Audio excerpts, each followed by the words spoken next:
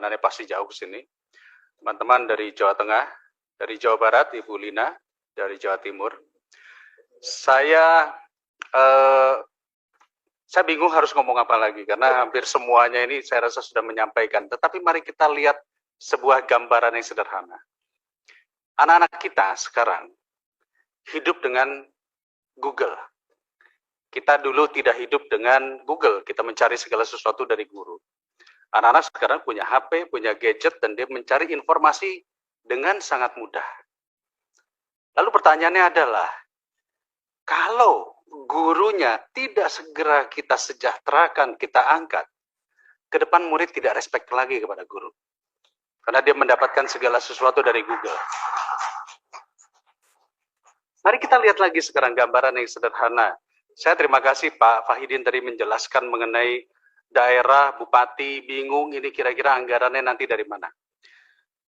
Saya melihat sedikit, yaitu Undang-Undang APBN tahun anggaran 2021. Di situ dijelaskan, ya, pasal 11 ayat 21 bahwa penggunaan DAU paling sedikit 25% untuk pemulihan ekonomi dan pembangunan manusia, antara lain adalah pendidikan, dan untuk, nah ini ada poinnya, termasuk dukungan untuk gaji non-PNS sebesar 19,63 triliun. Artinya ada di sini, dan saya yakin nanti untuk tahun 2022 juga ada.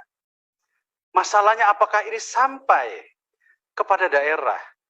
Lalu peran negara bagaimana menyampaikannya kepada daerah? Itulah salah satu bentuk kenapa formasi akhirnya tidak dimunculkan. Ketakutan-ketakutan seperti ini. Nah, menurut saya ini adalah masalah koordinasi. Yuk kita lihat sedikit gambarannya. Dibutuhkan 19,63 triliun. Sementara, itu angka yang kecil Pak Amure. Untuk penambahan kereta api cepat, itu dibutuhkan kurang lebih 27,7 triliun dari APBN.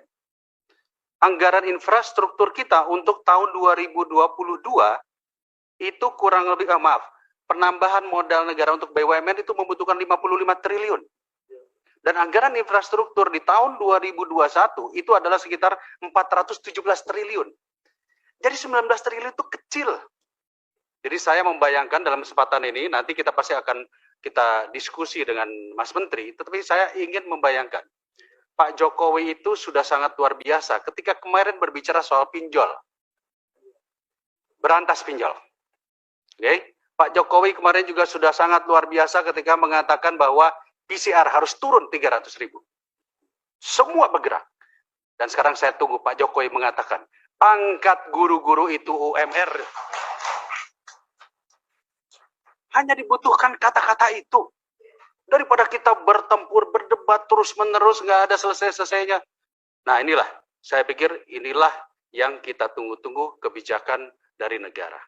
Karena kami yakin pimpinan, Pak Huda, semua yang hadir di sini semua sangat mendukung agar guru-guru kita ini segera diangkat. Kenapa?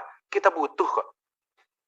Mungkin itu tambahan dari saya, dan saya doakan semoga Bapak dan Ibu segera cepat terangkat. Terima kasih. Assalamualaikum warahmatullahi wabarakatuh. Terima kasih Kang Dede atas respon dan sikap tegasnya menyangkut soal ini. Selanjutnya kami persilahkan Pak Fikri. Silakan Pak.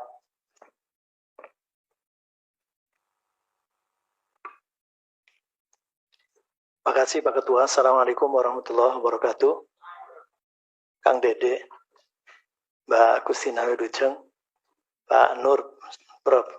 Zainuddin Maliki, dan Bang Amure yang bawa pasukan dari Bulukumba, DPRD Bulukumba, juga Persatuan Honorer dari Jawa Tengah, Bu Nuni dan teman-teman, kemudian Bu Lina dan Pak Yuda, dan teman-teman tidak bisa saya sebut satu-satu. Terima kasih, saya sudah mendengarkan semuanya, dan saya kebetulan yang diberi kesempatan untuk bisa mengikuti tadi diceritakan oleh Pak Ketua dinamika guru honorer ya, yang sesungguhnya kalau mengikuti PP 48 2005 judulnya saja kan pengangkatan tenaga honorer menjadi CPNS. Artinya setelah itu mestinya selesai. Tapi tapi ternyata tidak selesai sehingga keluar PP 43 2007. Perubahan terhadap PP 48 2005 itu. Tidak selesai juga, akhirnya 56. PP keluar PP 56 2012. Perubahan atas PP 48 2005 dan PP 43 2007. Artinya tentangnya sama. Pengangkatan tenaga honorer menjadi CPNS. Jadi nggak ada opsi lain. Opsinya tenaga honorer ya diangkat menjadi CPNS. Mekanismenya seperti apa? Diatur dengan PP itu. Tapi faktanya tidak selesai juga 2012. Sehingga keluar bukan PP lagi, Undang-Undang 5 2014 tentang ASN. Nah inilah yang menjadi masalah karena ada usia dan seterusnya. Nah sehingga rekrutmen menjadi berubah dan akhirnya keluarlah PP 49 2018. Itu yang paling akhir. Manajemen pegawai pemerintah dengan perjanjian kerja. Ini tindak lanjut dari Undang-Undang 5 2014. Saya yang mengikuti dan saya anggota DPR tapi disuruh orasi di luar yang tidak akan mencabut esensi dari PP-PP sebelumnya. Jadi honorer itu maunya ya PNS harga mati, begitu kira-kira. Jadi PNS harga mati, jadi keluar di situ. Saya keluar tapi aspirasi itu kemudian ketika disampaikan tahun 2018, 2019 akhir, itu akhirnya satu mentoknya memang kondisi keuangan negara. Nah kalau ketika kondisi keuangan negara kemudian saling memaklumi semua, jadi tidak hanya guru. Jadi honorer itu ya ada tenaga kesehatan, ada penyuluh pertanian dan seterusnya semua. 438.000 jumlahnya. Tapi sepakatannya baik itu di Komisi 4, di Komisi 10, mungkin di Komisi 9 juga dan seterusnya, itu diselesaikan. Nah sehingga dibawa menjadi rapat gabungan. Nah, rapat gabungan itu penyelesaiannya akhirnya ketemu 3 skema CPNS. Jadi penyelesaiannya bukan PNS harga mati, CPNS, kemudian menjadi P3K, dan yang terakhir pegawai dengan horo sesuai dengan UMK dan UMR. Sudah nggak ada opsi lain. Artinya andaikan ada mekanisme rekrutmen atau mungkin penggolongan atau seleksi atau apa, hanya untuk menggolong-golongkan itu nggak ada yang tidak diterima. Tidak ada tidak lulus, ada yang menjadi CPNS, ada yang menjadi P3K, dan ada yang menjadi pegawai dengan honorer sesuai dengan UMK atau UMR. Itu saja sudah. Sehingga kalau kemudian ditawarkan rekrutmen 1 juta P3K, kemudian merekrut bahkan dari swasta ada apa, ini menjadi problematika baru. Kemudian juga anggarannya tadi juga tidak diikutkan. Ya tidak percaya. Karena Pemda tidak merasa bahwa ada tambahan. Begitu. Sehingga yang pertama saya perlu menyampaikan kepada Mas Menteri barangkali, mudah-mudahan mendengarkan ya. Ini nyampe itu. Bahwa satu tidak boleh ada lagi perdebatan tentang anggaran. Sudah harus dipenuhi. Harus dipenuhi dan tidak ada lagi kemudian kalau daerah mengajukan sesuai formasi, lantas harus analisa keuangan daerah lagi.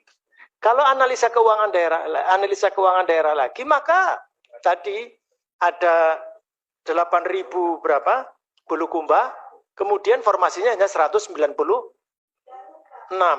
Begitu banyak. Jadi Bekasi juga kita pernah datang ke Bekasi dengan Pak Ketua, 5.000 sekian, yang diajukan cuma 500. Itu 8.000. Di Kabupaten Garut, Pak, 8.801, yang formasi yang ada hanya 196. 96, oh ya Garut Iya. tadi ya, oh ya mohon maaf Bu Leni, ya terima kasih. Jadi itu faktanya, kenapa? Karena memang menurut analisa keuangan daerah tidak mencukupi. Jadi jangan kemudian dibebankan. Pernah juga Ibu yang mantan anggota DPR dari PDI, Bupati Landak, Bu Karolin menyampaikan juga kalau kita harus membayar mereka hanya gaji pokok saja, tunjangannya tidak bisa. Itu sesuai dengan formasi yang ada. Sekali lagi, saya kira yang pertama kepastian dana atau anggaran tidak boleh lagi kemudian kalau dihitung menurut Bu Agustina tadi tidak cukup. Jadi kalau 1 juta direkrut semuanya dan menjadi P3K tidak cukup. Jadi sampai apapun nggak bisa. Oleh karenanya saya kira harus ada kepastian dana. Kemudian yang kedua, mekanisme rekrutmen pengisian formasi ini tadi, saya kira tidak ada kemudian ada afirmasi kayak seperti mengemis ini kan. Tidak ada. Ini kan bukan memasukkan orang baru. Orang sudah kerja, sudah ada di situ, jabatannya jelas, menjadi guru atau tenaga kependidikan, lantas dijelaskan ini statusnya apa? Apa PNS, apa P3K, atau tenaga dengan UMK atau MR. Dan itu harus disediakan. Kalau sekolah negeri ya sekolah negeri. Jangan kemudian lantas membuka sekolah swasta, guru swasta untuk masuk dan seterusnya, sehingga akhirnya sekarang ada gerakan mau menolak guru-guru yang diterima P3K. Kan kasihan juga. Ini membenturkan begini saya kira tidak bijaksana. Karena guru swasta juga tidak kepengen menyingkirkan guru negeri. Cuman diberi peluang. Jadi karena diberi peluang ya ini jadi mekanisme atau rekrutmen pengisian formasi ini harus jelas dan komitmennya ini sekali lagi sekaligus mumpung ingat mungkin Pak Ketua nanti di akhir nampaknya kita harus mengajukan lagi kalau perlu sesuai dengan rapat gabungan yang dulu. Rapat gabungan DPR berarti diserahkan kepada pimpinan DPR. Tidak hanya Komisi 10 tetapi Komisi 2 dan atau lagi kalau ada komisi lain yang terlibat. Tapi semangatnya sama. Jadi kesimpulannya menyelesaikan. Menyelesaikan itu jumlahnya berapapun sudah diselesaikan dengan hanya 3 kategori. CPNS, P3K, pegawai dengan honor sesuai dengan UMK dan UMR. Memang peristiwa 2009 sampai 2011 itu ada yang menyakitkan karena boomingnya data. Nah oleh karenanya saya kira kepada pemerintah harus ada penanggung jawab yang punya otoritas sesungguhnya yang dipakai sebagai data itu mana? Apakah BKN, apakah Kemenpan RB, atau masing-masing misalnya Kemendikbud atau kementerian lain yang punya pegawai itu. Saya kira itu dari saya dan itu sekolah negeri. Jadi sekolah negeri kalau nanti selanjutnya yang mendengar ini sekolah swasta, janji Mas Menteri kan nanti juga ada bantuan kepada sekolah negeri, tidak hanya mulai relaksasi BOS, tetapi kan juga harus ada peningkatan SDM kepada sekolah swasta dan bantuan infrastruktur sekolah swasta. Yang dibutuhkan sekolah swasta saya kira seperti itu.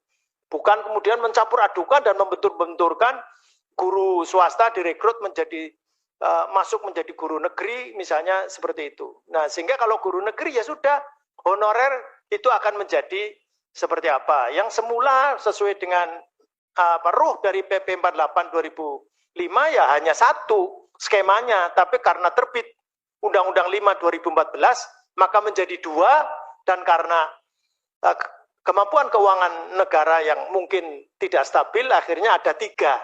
Nah, tetapi jangan kemudian ada opsi lain, sudah 3 saja. Saya kira itu dari saya dan saya pesan kepada guru honorer jangan putus asa dan tetap semangat karena Andalah penyelamat negeri ini. Kalau kemudian ada boikot dan sebagainya maka sekolah ini akan menjadi bubar dan dalam kondisi sempit, dalam kondisi sulit seperti sekarang ini siapa lagi kalau guru dan tenaga pendidikan kemudian tidak menyelamatkan negeri ini. Sedang ada COVID-19 sehingga mudah-mudahan ini didengar dan mudah-mudahan mendapatkan solusi yang terbaik. Matur nuwun begitu Pak Ketua. Assalamualaikum warahmatullahi wabarakatuh.